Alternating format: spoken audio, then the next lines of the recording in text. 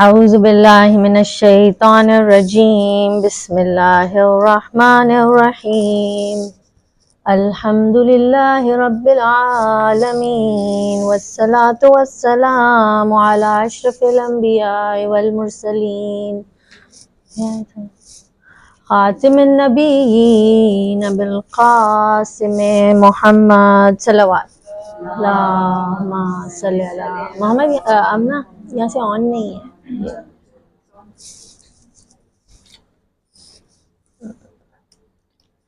मजलिस से पहले आप लोग माइक के लिए अच्छे से दुआ किया करें hello no it's not working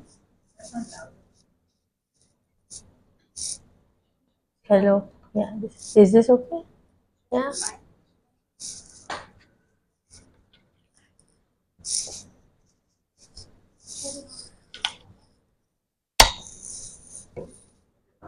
I get to try new toys.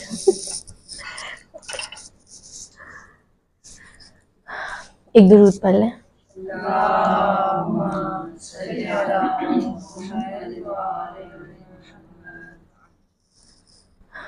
وعلى أهل بيته الطيبين الطاهرين المعصومين المظلومين الذي يذهب الله عنكم الرجس أهل البيت ويطهركم تطهيرا صلوات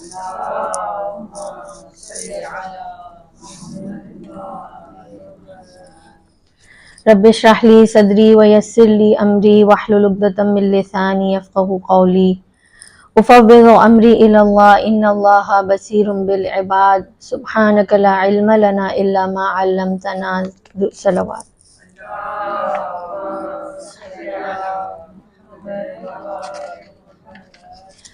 Assalamu alaikum wa rahmatullahi wa barakatuh. So alhamdulillah, we are now more than halfway into the topic of desires.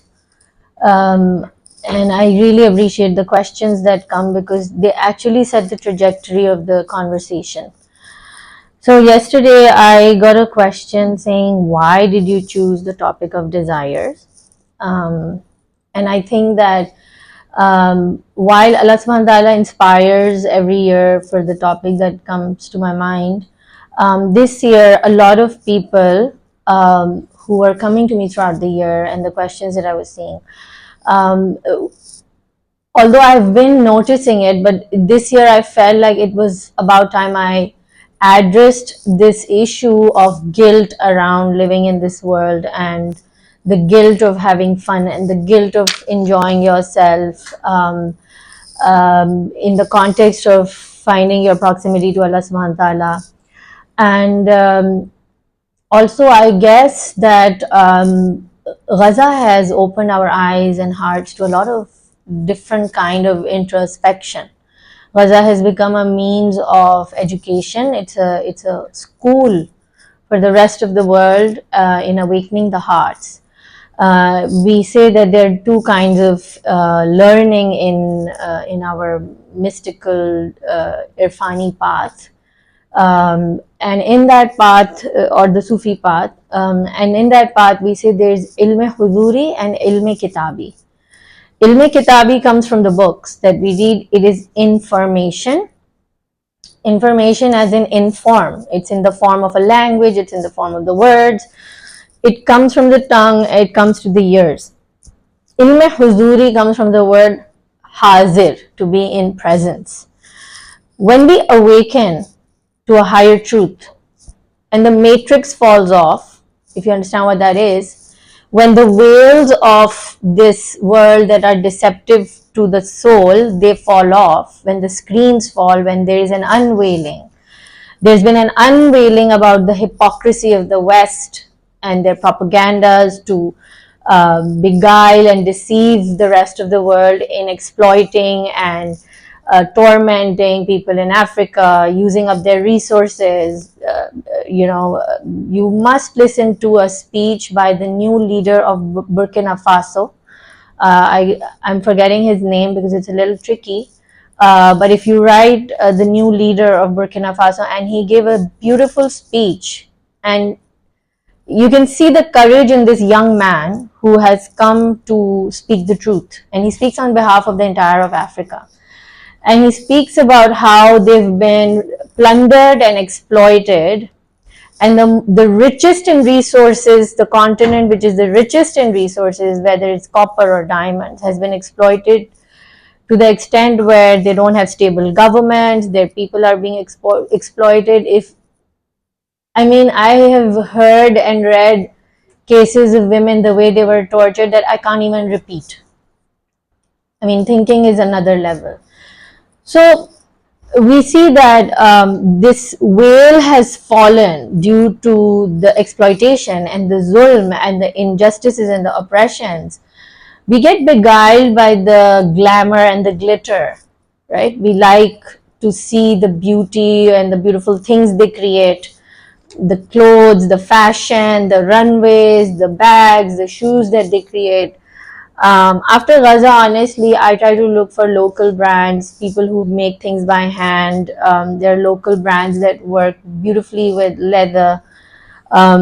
So I try to buy local products more, encourage them. I write individual messages to these small businesses and I encourage them and tell them how beautiful their designs are, because a lot of what is coming from the West is coming to put that dust in our eyes that takes the reality out of context. The exploitation of the laborers in the factories, the kind of what do you call dump that we have, soil fill that we're creating with so much stuff that we give away, that we don't use, the amount of clothing, all of this, it has created a culture of, like I said, Dr. Francis Bacon. He set the foundation of this way of thinking where the Mother Earth is a woman and she has to be put to her size and she has to be exploited. This is how he disrespectfully talks about nature. To the contrary, Karen Armstrong has written a beautiful book called Sacred, and she talks about how when the West took away from us the value of the unseen, the ghaib, because if you read the Quran, when Surah Baqarah starts, it says this book is for the one who has yaqeen and belief in the unseen. But in our normal conversations, the way we have become, that which we cannot see has become very worthy of being dismissed and criticized. So, and then it goes into the negative. Smallest things, like if someone does something for us, we will mistrust. We will say, "Mujhe nahi pata uski kya niyat thi. I don't know. She must have this thought," or mistrust. So the mistrust in the world, there has to be a mistrust in the world, so then there can be empirical proof to prove its legitimacy, right? So things in the world cannot be taken at face value. There is a lot of investigation, suspicion, mistrust, and then to prove it, Please do follow Sheikh Khalil Jafar's talks that he's doing this year. They are about understanding the importance of having God in our lives. And God is an unseen entity. So when we look at this world today, desiring the unseen becomes a very remote concept, because we are made to desire everything we can see, everything that we can touch, everything that we can feel. And I was listening to Sheikh Khalil Jafar yesterday. I got to hear the first talk properly yesterday. And he says that we rely on our external senses, the eyes, the nose, the hands that can touch. And we say, as long as my extrasensory organs can touch and believe in something, that's when I'm going to believe in something. But he says that in the spectrum of light, 0.00003% of the light is visible to the human eye. 99.999999997 something is the only amount that we cannot even see, the light we cannot even observe. So imagine the light that we cannot see, the light beings we cannot see, the light that is at work that we cannot see. In the same way, he said the frequencies that we can hear, Only 0.000 some percent we can hear. 99.99999 some percent we cannot even hear. So majority of the sounds, the ultrasonic sounds, the dolphins can hear, the whales can hear, we can't even hear it. How can we rely on these sensory organs that are so limited in their ability to see and hear, and then we make them the basis of belief? So mystics, like Ibn Arabi and Rumi and Mullah Sadruddin and Allama Hussain Tabatabai, they would say, well, this is not the real world. It's the world beyond which is so real. It's HD, it's beautiful. This is matal ghurur, this is an illusion, this is like a deception. So the reason I chose this subject of discussing desire is that while desires are a constant companion, the minute we are born, there is a desire in the baby for being fed, for being cleaned, for being put to sleep. Till the moment that we are here today, we have a desire for something which has motivated us to come here and do something, hear something, sit here, which then I said becomes our intention and purpose. And we cannot be without an intention and purpose at any point, whether we admit it or we don't admit it. So the only thing that we are missing is realizing that in this moment, what is my desire? Sometimes our desire is to do nothing, and that too is a desire. Sometimes our desire is to not worry. So we somehow think at times that worrying is synonymous to doing. अगर मैंने फिक्र नहीं की तो फिर मैं काम कैसे करूंगी? And I repeat this again and again कि Eckhart Tolle, one of the greatest mystics of the 21st century, he says that he was saying that you don't need to worry and you need to be in the present moment and you need to be letting go and letting God and all of that. So someone called and said that even a squirrel worries about its food and collects acorn, and I mean, we also have to pay bills, so how can we like be in the moment and not worry and be zen? It's a bit unnormal. So Eckhart says that there's a problem with your question. There's an incorrect fact in your question. The squirrel collects acorn, but the squirrel doesn't worry. It's collecting acorn, but it isn't worrying. We can also do whatever we do to the extent that we don't have to worry, and after that comes faith. Because we all know worry and stress lead to all the diseases in our body. The rise of autoimmune diseases is unspeakable. I mean, there's been hundreds of percentage increase in the cases of autoimmune diseases now. Yesterday I mentioned an example and I said that your soul is like your body and your body is like the clothes we wear, right? And we said that Allah will prioritize the body because that is the more important part. But what happens if the body is bleeding? If the body bleeds, its signs will manifest on your clothes. If your soul is hurting, if your soul is not in the right place of faith, the fear is going to manifest in the body. And then you have to figure out a way not to just put like वो जो हम कहते हैं ना Surf Excel की ad है. I don't use Surf Excel because it supports Israel because of Unilever. But वो उनकी ad है ना कि दाग तो अच्छे होते हैं, तो फिर वो दाग धोने होते हैं, तो बस हम दाग धोते रहेंगे, ब्लीड होता रहेगा. This is new medical science by the way. जो 200-300 सालों से हमारी मेडिकल साइंस हैं. My mother is here, maybe there are more doctors over here, I apologize, but medical science is based on putting bandages. It works on symptoms. It doesn't work on the root cause of the situation. So many doctors like Dr. Jeffrey Rediger and there's one more that I follow. She also is a doctor, but because she got really, really sick and everything, she also moved into alternative medicines. Yes, there is a lot of benefit of the medical science that we have today, but it's all working on the symptoms. Knee replacement surgeries, hysterectomy, autoimmune diseases, I mean, it's on the diabetes. Diabetes used to be a disease of the kings because nobody could afford sugar. Only the kings had diabetes. It was called the disease of the kings. And now with the overconsumption of sugar, instead of 50 years ago, I think it was 1 in every 50 people that had diabetes. Today it's 1 in every 2 or 1 in every 4. That's how much there is diabetes today because of the overconsumption of sugar. So when we come to this realization that the soul is the root, the soul is where the issue is. It is the lack of faith that is bringing so much anxiety and stress within us that we have to rely on all these things which deep down inside we know are not real. You can't rely on electricity 100%. Even in New York, they have blackouts. You can't rely on man-made things because man is unreliable, right? So the only thing that can bring us true safety, inflammation in body, is caused through stress and high cortisol levels.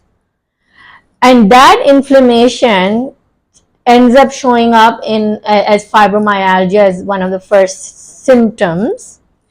Many years ago, when I was working on my own healing, I would go to the therapist and they would tell me that, well, you have fibromyalgia. And I'm like, no, I don't have it. And like, yeah, but you have pain in your body. That means that there's a thin layer of nerves which covers your entire body that gets inflamed because of stress. And they would ask me, do you have any stress? And I hadn't yet gotten into this journey of self-discovery, so I'd be like, no, I don't have any stress. But there's an underlying state of restlessness, worry, tension, anxiety that becomes our constant companion, especially if you've seen elders live that way. So we think that worry is an essential part of being progressive, learning, doing exams, work, progress. We have to be on top of our toes. We have to work really hard. But it's all against human nature. This constant doing, it's all against human nature. In the olden days, people would wake up with the sun and they would go to sleep with the sun. Okay, the harvesters or the agriculturists would rest for the time when the fields didn't need them, right? Like they would plant the seeds, they would give the water, but then they had long periods of rest. And that is when they dedicated their time to introspection. They were in the fields, they were with the nature, they were connected to the sacred. They were discussing who created this plant, how it's growing, watching the miracle of the seed sprouting into a plant. They were observing the sun nourishing the plants and growing. They were living with natural miracles on a daily basis. They were taking in the sun, they were relaxing and sleeping, they were thinking, they had time to pray, they had time to sing, they had time to praise God. We don't live that life anymore, unfortunately, and then we think that, why am I sick? Because we're living a very, very unnatural, sick life. Everything is artificial, light is artificial. We have massive epidemic of sleeplessness and insomnia. Like every other person is struggling with sleep. It's a natural thing. And when I was struggling with this, I realized that there were so many natural things that you can do just to go to sleep. Wake up with the sun, expose yourself to the sun. The people who take my classes know that when I was traveling and I came back, I had to fix my sleeping schedule. So the next morning I woke up and I sat in the sun. And then when I had my class around Maghrib, I couldn't stop yawning in that class and I had to end that class. And then I'm thinking, why was I yawning so much? And I realized that I had given my body exposure to the sun. So the morning sun is going to be your healer. You want to fix your sleeping routine, just go sit in the sun. I know it's hard, but you can just sit. I just sat for half an hour, 45 minutes, read my book or meditate or do breathing or get a friend to sit with you and just chat, but expose yourself to the sun. Not this kind of sun. This is not direct sunlight. Direct sunlight has its own power, miracle, vitamin D, everything. So the light, a lot of people who go through depression, I give them this prescription. I tell them, get up at Fajr, go outside and watch the night turn into day. And when you will see this day in and day out, how the greatest power in the world can turn an entire night into day, you will realize that there is no reason why he won't turn my life from darkness into light. It becomes ilme huduri, a knowledge of the presence of the heart. It absorbs an experience and it learns through that experience that you cannot read in a book. You have to experience it to believe it. You have to really feel that inspiration in your heart to be able to live in that knowledge. So it becomes a knowledge of the presence of the heart, that your heart was awakened and present to that knowledge instead of the bookish knowledge. And believe me, once you taste these connections with the divine through the divine miracles, you will yearn for it. The yearning for the divine increases when you connect with the divine. The sukoon you get, the peace you get. So our entire bodies are inflamed because there is stress. Stress comes from a fear. Fear comes from a lack of faith.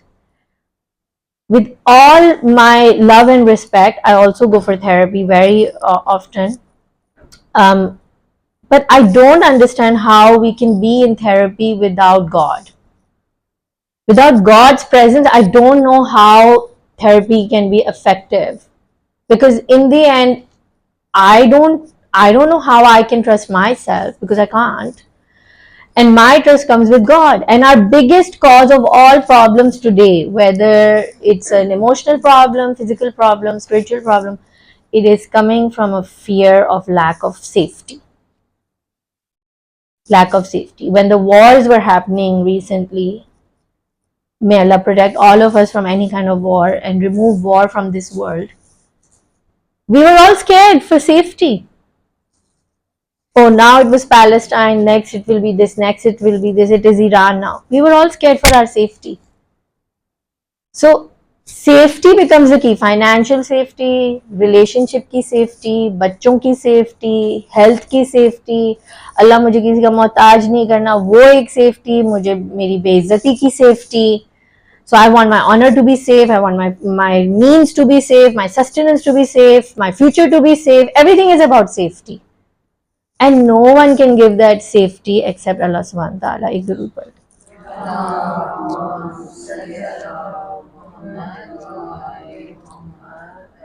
In Surah Quraysh, Allah is reminding the Prophet, were we not the ones who protected you and saved you when you were an orphan, when there was famine, when there was lack of safety? We protected you, we gave you that safety. لإيلاف قريش إيلاف رحلة الشتاء والصيف فليعبدوا رب هذا البيت. In that surah, Allah subhanahu wa ta'ala goes on to talk to the Prophet to reaffirm to him that I am keeping you safe. Then we look at the story of the cave when the Prophet is traveling and he is migrating to Medina, and Hazrat Abu Bakr is with him, and there is a web that is created for the Holy Prophet, and the dove, they create a nest outside the cave, and the Prophet is saved. The experts could not detect that the Prophet was inside the cave. The reason I mentioned Hazrat Abu Bakr today is because yesterday I was going through the names of the 72 Shuhada of Karbala. And I kept coming across names like Abu Bakr ibn Imam Ali, Usman ibn Imam Ali, Usman ibn Ali, Usman ibn, there were so many names. If you go through the list of the 72 names of the Shuhada, you will see that the children of Imam Ali and Imam Hassan and Imam Hussain were named after the first three Khulafa.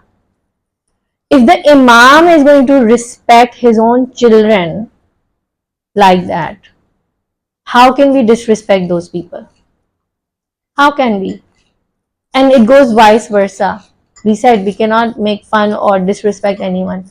With full confidence and responsibility, I can say that I cannot believe that the Imam could name his children after people who are so controversial in our circles. They don't seem to be controversial for Imam Ali or Imam Hussain or Imam Hassan. How can we change things against what the Imams did?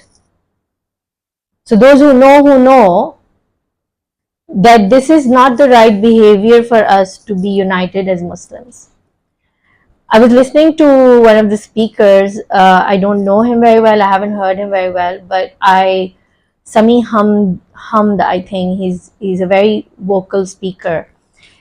And I was surprised to hear a conversation in which they were discussing whether, as a Muslim, we should celebrate the victory of Iran with its conflict with Israel or not, because they come from Syria, and Iran has politically created some disturbance in Syria. So they were saying, the country that has disturbed us and killed our loved ones, should I be happy for them because now they have overcome a bigger enemy? You see, these dialogues are very important. They show our complexity to us. They reveal to us the human nature. And through it, we understand, where did we go wrong? Why are we not united today? When two Muslims are fighting, one Muslim cannot be happy for another Muslim who has overcome the non-Muslim. Because Imam Khomeini very beautifully said, he said, you are going to keep fighting about whether your hands are open or your hands are closed while praying namaz, and the enemy will come and cut off your hands.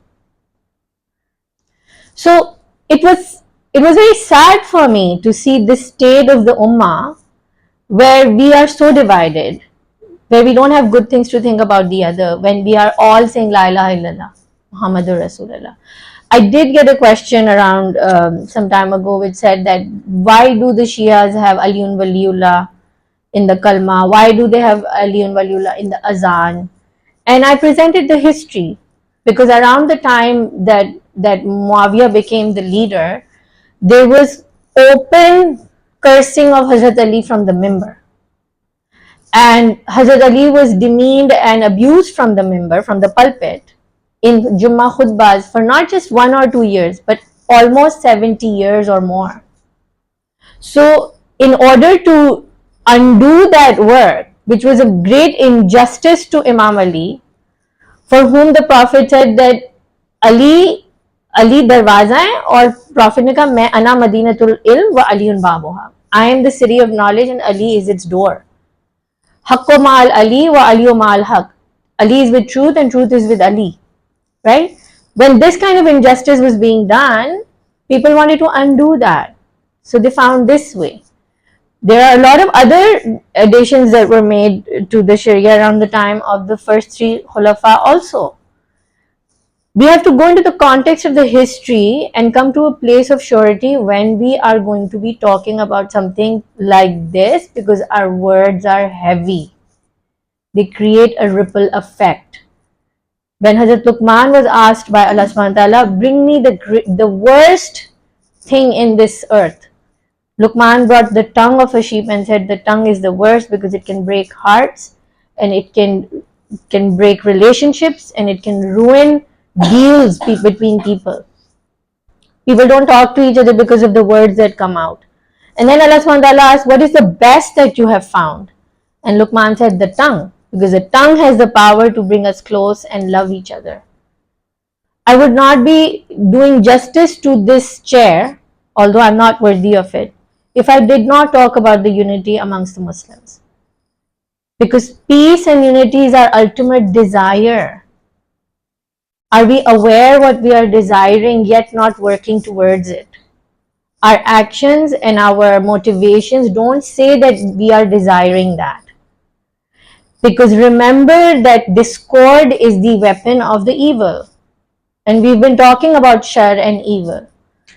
So, we do not need to defend people in a way where it creates discord amongst the brothers and the sisters in Islam, because we are no one to create these differences in order to defend Imam Ali or Imam Hassan or those people. They can defend themselves. We ask them for help. We have a common saying, right? Ya Ali Madad we say. Are we asking him to help us, or we are helping him? If we say Ya Ali Madad, then we should think Ali can help himself. Truth cannot be hidden. It will shine. You can't hide the truth. You don't need to defend it. You need to be fair and just. and follow what the Imam himself did. He named his children after these people, the three Khulafa. Why? Because he knew today we will need evidence to create unity. The granddaughter of Hazrat Abu Bakr was married to Imam Jafar Sadiq alayhi salam.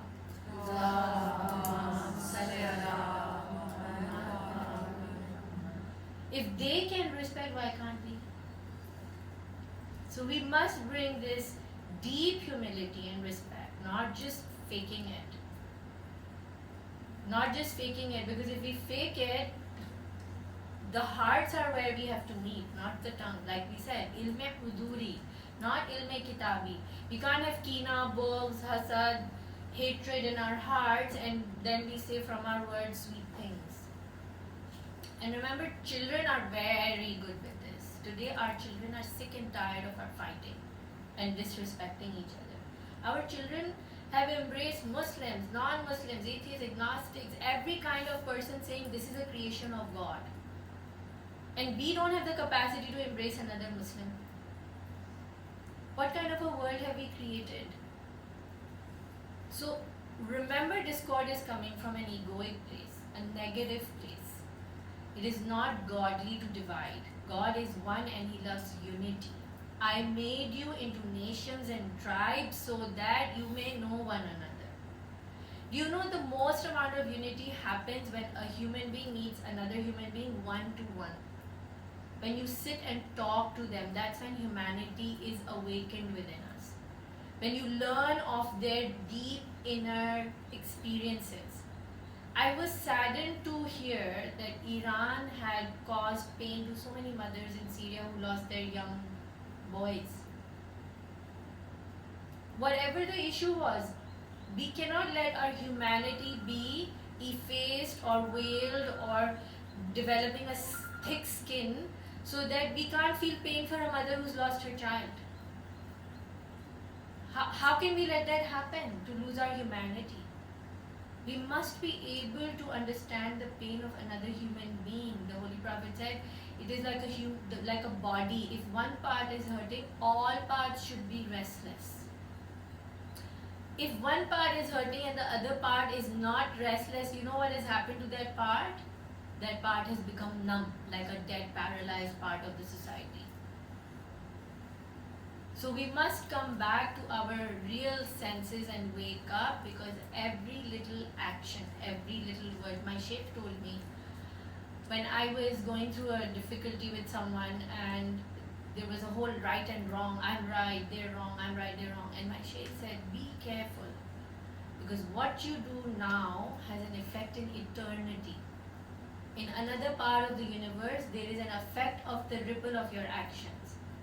You are creating an effect through your words and actions. Be careful. That is why we see the Prophet chose to be kind over being right.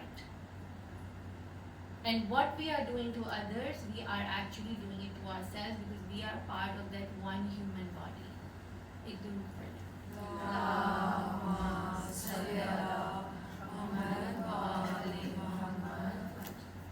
So coming back to our intentions, the reason we spoke about in detail to bring this deep inner unity is because if deep inner unity is not our intention, and we are just going to fake it, and we're just going to pretend that we love Muslim brothers and sisters, it's not going to work.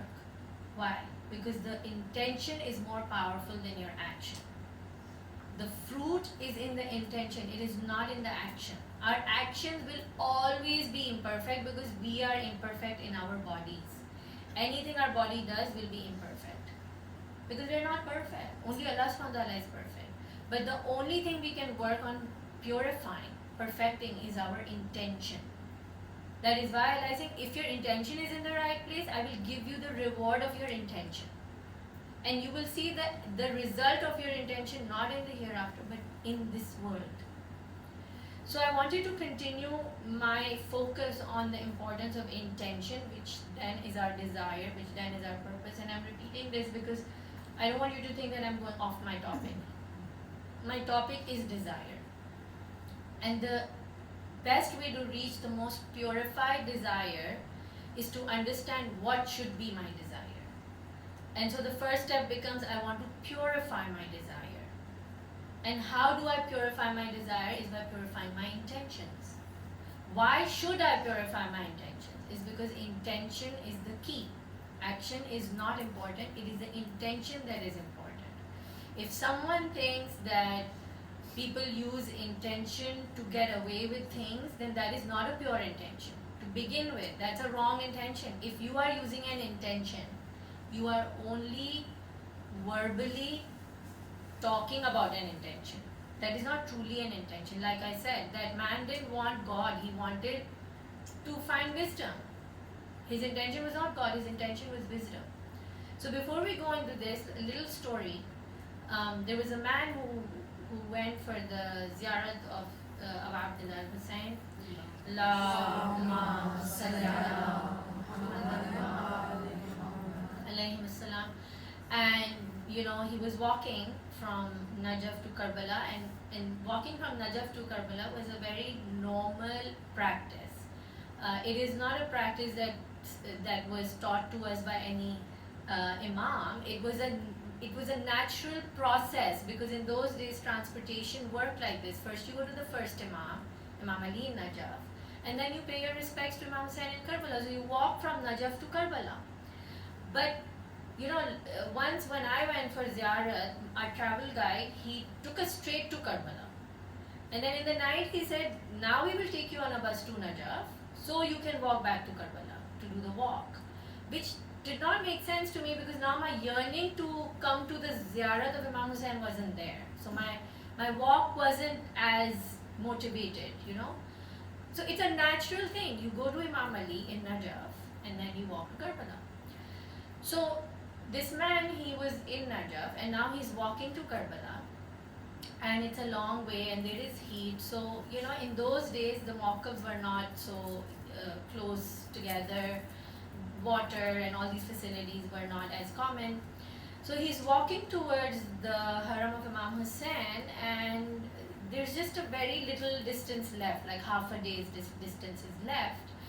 And he misses the last sabil where he could get water. So he's like, what, I just really want to get to the Haram of Imam Hussain. I can't wait to be in the Haram. So he misses, he said, I don't want to waste my time. He doesn't drink water. And now a few hours have gone by, he starts to get really thirsty. So he's like, oh, I really want to get to the Haram so I can drink water.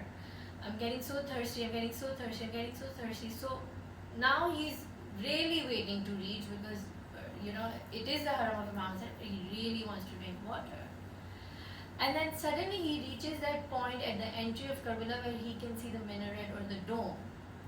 And he looks at the dome. And he suddenly says, where is the water?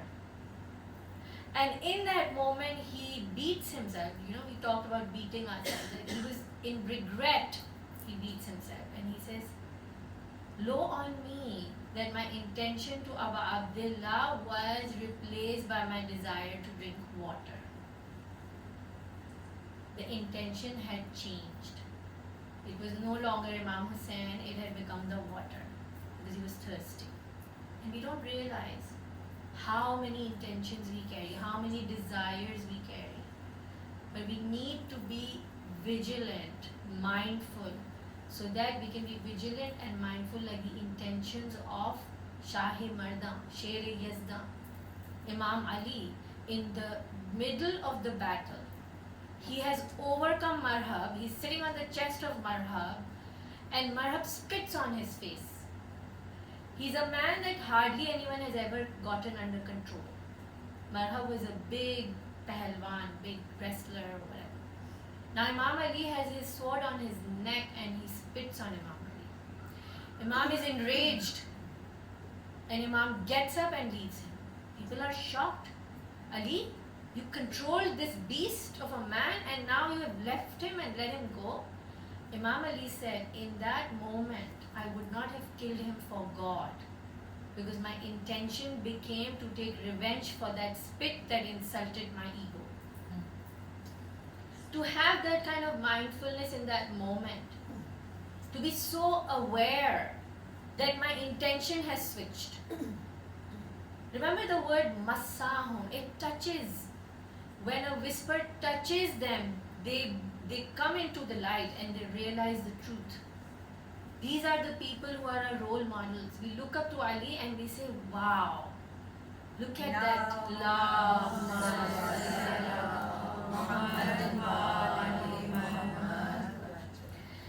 So coming back to the book, Spiritual Mysteries and Ethical Secrets by Mullah Mohsin Faiz Kashani, and we're discussing the chapter of intention and sincerity.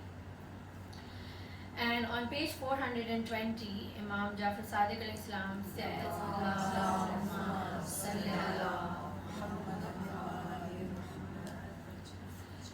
that in relation to the holy verse in the Quran, 67, chapter 67, verse number 2, so that he may try which of you is best indeed. You will try. You know, recently people have been coming to me with very sad and very disheartened messages that I can't do this life anymore. It's become so difficult. Why do good people have everything? Why don't I have it? Why is it working out for them so easily? It's not working out for me, right? In the Quran, Allah says, it's on my phone, so I can't get the verse number. It's such a beautiful verse. It says, do not look at the glitters of those around you who have lost their path. We are testing them with the glitter and we will increase them in it. But those of you who believe, there is good news for the ones who are patient. So when we say that, why is there test for me? Why is there test for me? My dear friends, you are on the right path. If you are being tested, you have not lost the game. If you are being tested and you are in trouble, because you will be tested according to you, not according to anybody else. Other people will be tested according to their capacity. You will be tested according to your capacity, right? An ant can carry 70 times its weight. So it will be given that level of burden. Allah knows what you can carry. Hang on to the rope of God, because you are being tested. That means you are a person who has qualified for this test. You have been chosen for this level, because if someone takes a test on the bar exam and they fail, sadly they won't be given the next exam. But the lucky ones will be given the harder, the more trying, the more challenging exam. And every moment in this world is like, you can take as many tests as you like so that you can reach as high as you can. So if you are being tested, it is a good news for you. I'm not saying we pray for hardships. I'm not saying we ask for pain. But there will come a time when if we go through these tests with surrender and with Allah in our hearts, believing in His goodness, that these tests will become easy. A test which will be difficult for someone else, it will look easy for you. Because Allah will give you the strength and the ease and the peace in your heart to see it for what it is. Yesterday when I spoke about Hazrat Ayub, and I said that, Ayub said, Anni masanni azuru, I was touched by pain. I'm touched by this restlessness. And you are the merciful. I said that he was talking with a lot of respect. I don't expect myself to talk like that with Allah, because I'm not at that level where my test has become easy for me to bear. I'm nowhere near there. I complain, I cry, I howl, I beg, I get angry. Because I'm only there. And that's my truth. And that is something we need to accept. Where am I in my journey? So not overburdening ourselves, not becoming overly ambitious, but just desiring. Just telling Allah, I wish I could be there. I want to be there too. But you see, you have to be polished. A diamond in the mind is not a diamond. It is a black coal. And then it is polished and polished and polished. And a lot of them are thrown away because they cannot withstand that difficult procedure to become a diamond. But a diamond becomes a diamond because it has gone through those processes. In earlier days, if you've seen Artugal, you will know that they're hammering the iron to make a sword. And the pieces of iron that were not able to withstand that kind of hammering were thrown away. They were useless pieces.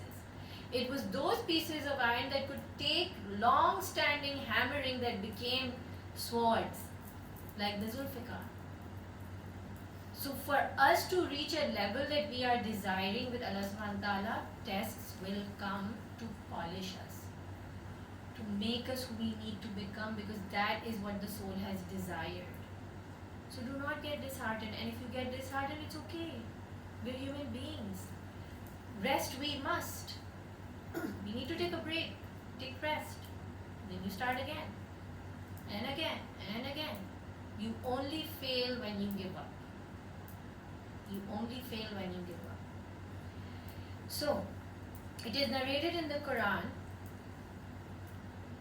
so that he may try which of you is best indeed.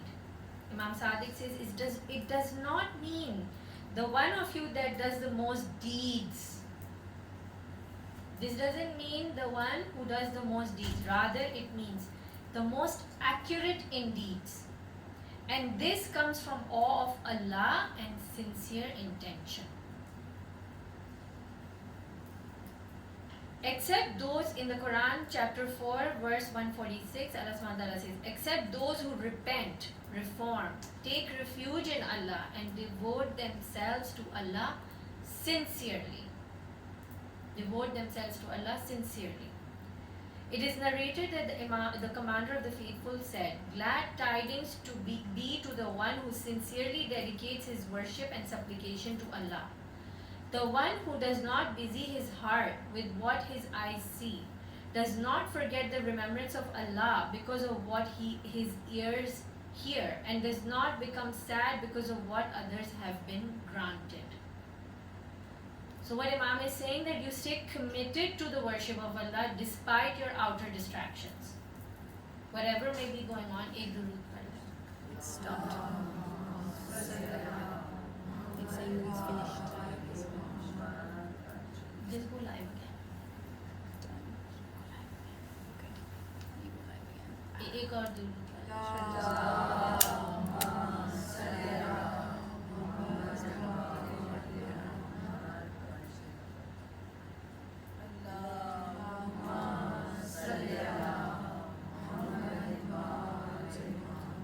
And then it is said, he said, persisting upon the deed until it is sincere is more difficult than the deed itself. यानी आप अपने actions को तराशते रहें, sculpt करते रहें until it reaches sincerity. Our very recent, very beloved Ayatollah Behjat, he was asked once by some travelers, we've come from a long way and we want just one small advice from you that can enlighten us and change us. We've come from a long distance. Can you give us one advice that can be transformative? And he said, just do what you know. Just do what you know. Which means information has come. आपको information मिल चुकी है, सच बोलें, झूठ नहीं बोलें, सदका दें, ये करें, वो करें. बहुत सारी इन्फॉर्मेशन हमने बहुत सारी मजालिस और किताबों और टीचर्स से और व्हाट्सएप वीडियो से और यूट्यूब वीडियो से और हर जगह से सीख ली हैं. बहुत सारी इन्फॉर्मेशन है. It's time to practice each one with beauty. You know, in Islamic art, we are taught to perfect our lines and perfect our, wood marquetry or paintings of illumination. If you see the Mughal miniature art, you just take a tiny brush. It's a -10 brush. It's not number 1. It's a 0 brush, but it goes 10 zeros. It's that thin, that brush. And you just keep putting lines over lines over lines over lines over lines for 2 to 3 months. There's a book called My Name is Red by Orhan Pamuk. He's a Turkish writer. It's a story. It's a beautiful fictional story novel about Islamic art and miniature. There's a blind artist who went blind practicing just the shape of the horse when he was painting it. And he practiced it for 27 years, after which he could draw the most beautiful horses as a blind artist. It's the beauty that takes you time. You have to take your time. That is why Islamic art is very spiritual, because it teaches you the patience to be patient with yourself and your soul. Yes, you will feel jealous. Yes, you will feel hurt. Yes, you will feel envious. Yes, you will feel hatred. Yes, it's difficult to forgive, but keep working on that. Keep working, keep working, keep working. So Imam is saying persisting upon the deed until it is sincere is most difficult than the deed itself. The sincere deed is one which you do not wish anyone to praise you for except Allah subhanahu wa ta'ala, the glorious and sublime. The intention is superior to the deed. Truly, the intention is the deed. Truly, the intention is the deed. And just as my own practice, because I'm also a very careless person in a lot of ways. So, you know, when I'm practicing this mindfulness, a lot of times you do something and suddenly a thought does come. अरे उसने तारीफ ही नहीं की, इतना अच्छा cake बनाया, कुछ बोला ही नहीं. You know, I do this with my kids a lot. मैं उनको बहुत तंग करती हूँ कि मैंने ये किया, तुमने ये नहीं किया. It's not nice, but I do it. And then when that thought comes, I tell Allah, मैं इंसान हूँ, और ये जो thought आया ना, ये मेरा नहीं है, ये तो whisper था. So I disassociate myself from this thought, even though the initial feeling is कि मुझे तारीफ चाहिए, मुझे क्यों नहीं बोला, मेरे लिए क्यों नहीं इंतज़ाम किया, blah blah blah. ये सारे thoughts आते हैं. But when you start practicing mindfulness and this thought comes, you suddenly feel guilty. मैंने ऐसे क्यों सोचा, मुझे तो ऐसे नहीं सोचना चाहिए था ना. सब तारीफ अल्लाह के लिए हम वो पैरट तो करते हैं. So then in that moment, if you can realize that it is a whisper, and if in that moment you can separate yourself and you can say, yeah, this is a whisper, this is a desire of my ego, okay, be gentle, be kind, yeah, this thought has come, but I would like to choose that Allah takes away these thoughts from me and makes me humble, and that helps me, he helps me divert my intention and desire towards him.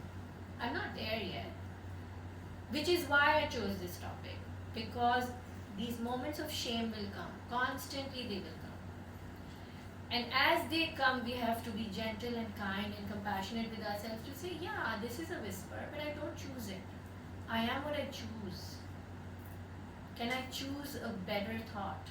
I am what I choose. I'm not my whisper, I'm not my thoughts, like they say. I'm not my thoughts. Thoughts are not me. I'm the observer of my thoughts. Thoughts are not facts. It's not a fact that I want praise. It's a thought. Okay, I'm the observer of my thought. I'm the observer of my whisper, and I can disassociate from it and say, I desire a better thought. Allah, bring me a better intention. Can you make me more pure in my intention? So with that gentleness and love, we move gently into a better intention, which is what Imam is saying, persisting upon the deed. Persisting, staying upon that deed.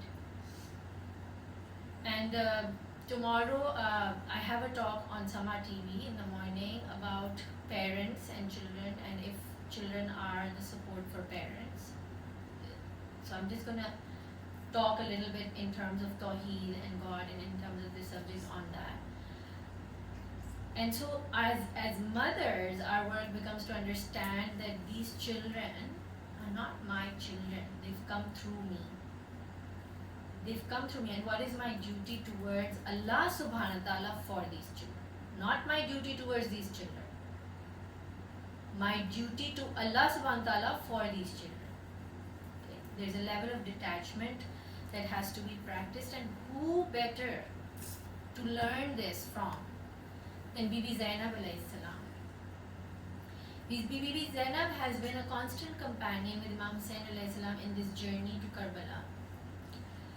And she leaves her husband in Medina because he's unwell, and takes her two children, On and Muhammad, with her, with Imam Hussain.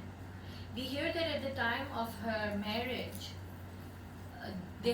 she had put this condition to Imam Ali that please do not separate Zainab from Hussain. You know, yesterday I heard a piece of Masai which was so beautiful about the Holy Prophet sallallahu alaihi wasallam.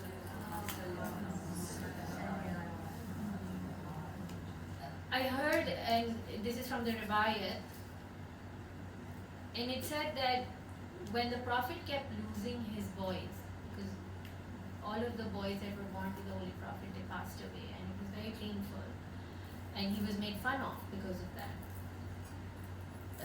What I heard yesterday through Khalil Jafar's lecture, he says that at the time when Hazrat Ibrahim, the son of the Prophet, son of the Prophet Muhammad, was being,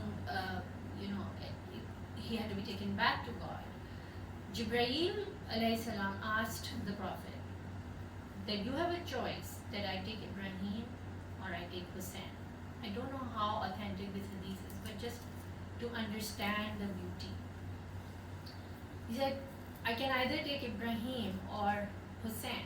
Which one of them should I take? And the Prophet, obviously Hazrat Ibrahim was his son, and he put him to his chest and he said, my dearest Ibrahim, I will have to let go of Ibrahim. So Hazrat Ibrahim asked, why would you do that? Why are you doing this? So he said that letting go of Ibrahim is going to hurt me, but letting go of Hussein will hurt my Fatima. For the pain of Fatima, the Prophet took the pain to his heart. But here we see Zainab. Zainab and her love for her children. The Prophet let go of Hussein for the heart of Fatima. And Zainab herself is letting go of her own two Chashme-Noor. She's letting them go because of her love for Hussein. Who are you, Hussein, for whom Fatima, the Prophet, Zainab, they're all ready to sacrifice? Because Hussein's intention was only Allah, and all of them were seeking Allah subhanahu wa ta'ala. We see that from the journey from Medina to Karbala, Bibi Zainab has been kept with love and pampering. She is the one who is being carried in the Memariya. We see that Zainab is being taken care of by Abbas and Hussein as the brothers, and Ali Akbar.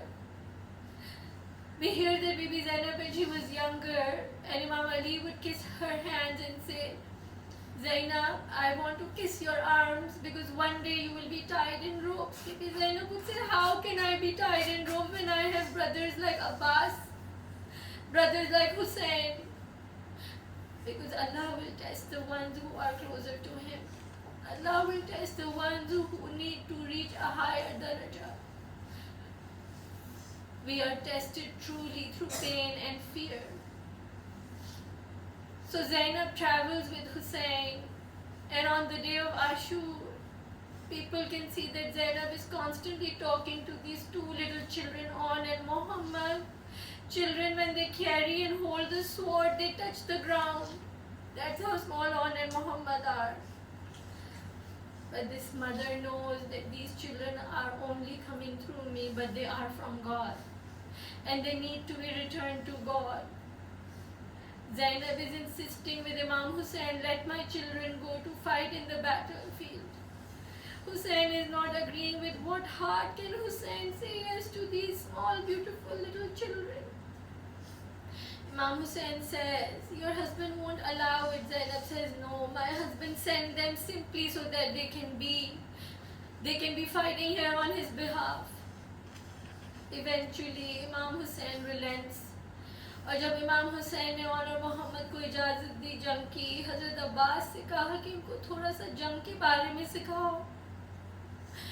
उनसे कहा कि देखो और मोहम्मद एक दूसरे का साथ मत छोड़ना.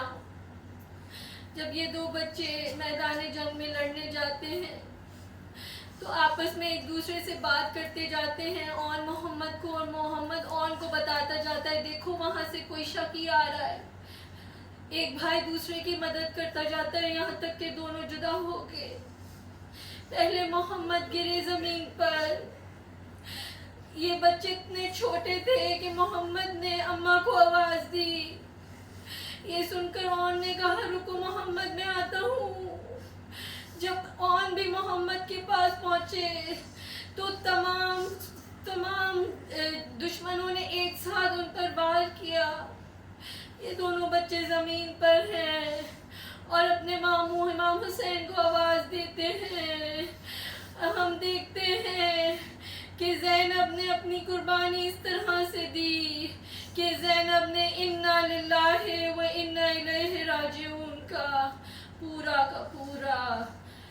फ़र्ज़ अदा कर दिया। अला लानतुल्लाहि क़ौमिज़ ज़ालिमीन सयअलमुल्लज़ीना अय्यमनक़लिबिन यन्क़लिबून।